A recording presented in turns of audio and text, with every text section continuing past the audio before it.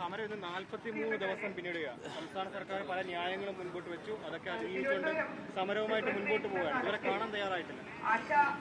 സാധാരണ ഈ സെക്രട്ടേറിയറ്റിന് മുമ്പിൽ ഞങ്ങളൊക്കെ ഒരുപാട് സമരം നടത്തിയിട്ടുള്ളവരാണ്.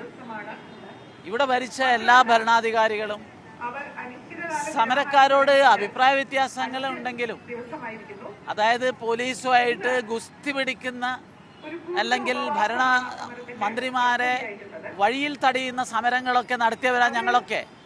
പക്ഷെ അന്നൊക്കെ ആ സമരത്തെ അഭിപ്രായ വ്യത്യാസങ്ങളുണ്ടെങ്കിൽ പോലും അവരെ വിളിക്കുക, ചർച്ച ചെയ്യുക, അത് പരിഹരിക്കുക എന്നുള്ള സമീപനമാണ് ഇവിടെ ജനാധിപത്യ കേരളത്തിൽ എന്നും നടന്നിട്ടുള്ളത്.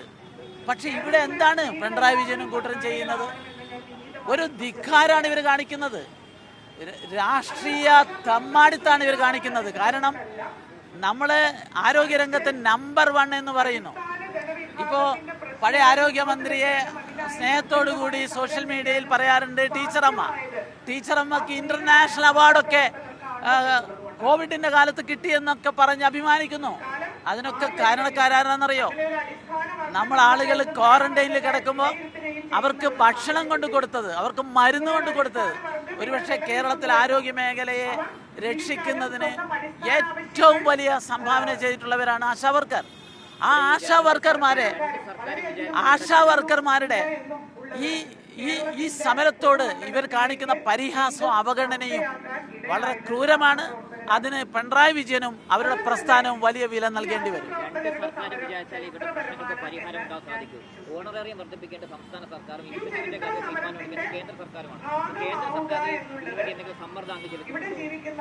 നമുക്കെല്ലാവർക്കും അറിയാവുന്നത് ആരോഗ്യവകുപ്പ് സംസ്ഥാനത്തിന്റെ നിയന്ത്രണത്തിലുള്ള ഒരു ഡിപ്പാർട്ട്മെന്റാണ്. അതുകൊണ്ട് തന്നെ സംസ്ഥാനമാണ് ഇതിൽ മുഖ്യമായ ഇടപെടലും മുഖ്യമായ തീരുമാനം എടുക്കേണ്ടത്. നമ്മൾ കണ്ടു, സിക്കിമിൽ ഇവരെ തൊഴിലാളികളായി അംഗീകരിച്ചിരിക്കുന്നു. കർണാടകത്തിൽ ഇവരുടെ ഓണറേറിയം 10,000 വർദ്ധിപ്പിച്ചിരിക്കുന്നു. സ്വാഭാവികമായും സംസ്ഥാന ഗവൺമെന്റ് വിഷയം തന്നെയാണ്. എന്നിരുന്നാലും കേന്ദ്ര ഗവൺമെന്റ് ആരോഗ്യ ഹെൽത്ത് മിഷന്റെ ഭാഗമായിട്ട് എല്ലാ സപ്പോർട്ടും കൊടുക്കും. ഇവിടെ കേന്ദ്രമന്ത്രി സുരേഷ് ഗോപി നമ്മുടെ ആരോഗ്യവകുപ്പ് മന്ത്രി നദ്ദാജിയുമായി നടത്തിയ ചർച്ചയുടെ ഭാഗമായി പാർലമെന്റിൽ തന്നെ നദ്ദാജി പറഞ്ഞിരിക്കുന്നത് ഇവരുടെ ഇൻസെന്റീവ് വർദ്ധിപ്പിക്കുമെന്നാണ്. നമുക്ക് പ്രതീക്ഷയോട് കൂടി കാത്തിരിക്കാം.